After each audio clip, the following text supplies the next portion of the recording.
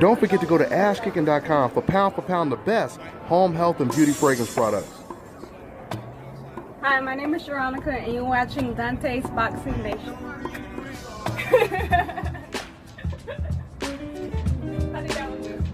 That was very good. Let's do it, just maybe one or two more, okay?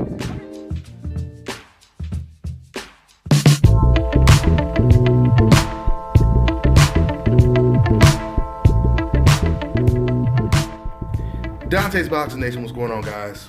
So Gennady Golovkin has a deadline. Either he's going to take the 42.5 deal, split that is, or he's going to walk away from the Canelo Alvarez rematch, which I think he would be a fool to walk away from this Canelo fight. Because quite frankly, with this Canelo Alvarez situation, Golovkin is almost in a win-win situation. I mean, he gets the biggest payday. Even if the fight is close, even if Canelo were to win the fight, they can negotiate a rubber match, which I know that's what they want to do, because Abel Sanchez, Golovkin's trainer, he already told me that. He said, man, if the fights are competitive, they could fight like 3 or 4 times. This is what Abel Sanchez said. So I know that Golovkin, and probably Canelo both, they would probably love that idea. Avoid all of the best competition and just keep facing each other over and over again. Kind of like Manny Pacquiao did with Marquez. I know that's something that Golovkin and Abel Sanchez would love to do. So let's see what happens. Now, when it comes to Canelo Alvarez, he has more options than Gennady Golovkin. He needs Golovkin, but he doesn't need Golovkin as much as Golovkin needs him, at least in terms of financial gain.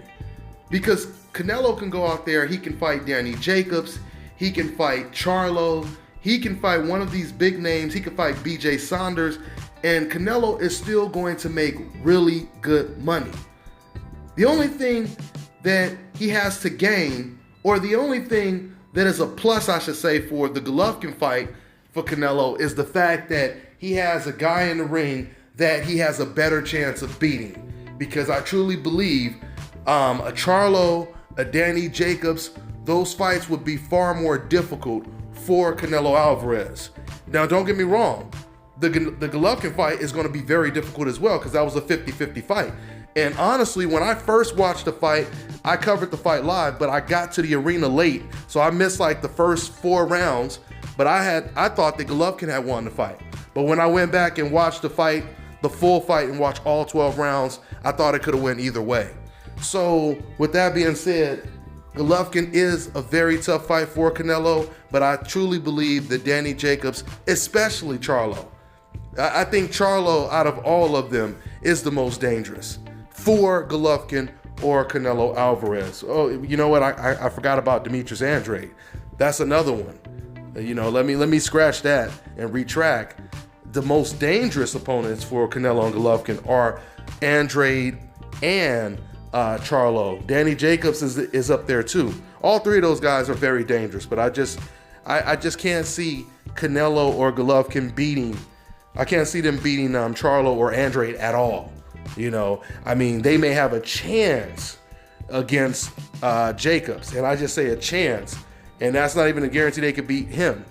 But and since I'm talking about Danny Jacobs and we have his picture on the image, he just recently said that he didn't like the offer by Canelo Alvarez.